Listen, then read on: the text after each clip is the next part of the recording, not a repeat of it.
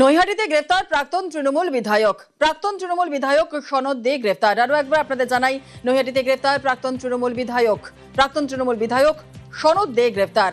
কি অভিযোগ রয়েছে তার বিরুদ্ধে, কেন গ্রেফতার, আরো বিস্তারিত জানাবে অরুণ আমাদের সঙ্গে রয়েছে। অরুণ, দেখো, নৈহাটির প্রাক্তন বিধায়ক সনদ দে, তার বিরুদ্ধে একাধিক অভিযোগ। তোলাবাজি, মস্তানি, এলাকায় থেকে যারা নতুন ফ্ল্যাট করে তাদের কাছ থেকে টাকা তোলা, বিভিন্নভাবে মানুষকে উত্তপ্ত করার অভিযোগ ছিল। দীর্ঘদিন ধরে পুলিশ তাকে খুঁজছিল, সে গা ঢাকা চেয়েছিল। কয়েকদিন আগে তার বাড়িতেও পুলিশ যায় এবং তার দোকানে যায়, সেখান থেকে বেশ কিছু নথি তার বিরুদ্ধে উদ্ধার করা হয়। ফলে সে এখন গা ঢাকা দিয়েছিল। গতকাল রাত্রিবেলায় খবর পেয়ে আজ তাকে ভোরবেলায় তাকে দত্তপুকুর থেকে গ্রেফতার করা হয়েছে। তার মেডিকেল করে নিয়ে যাওয়া হয়েছে, এখন ব্যারাকপুর আদালত তাকে নিয়ে যাওয়া হয়েছে। ধন্যবাদ অরুণ।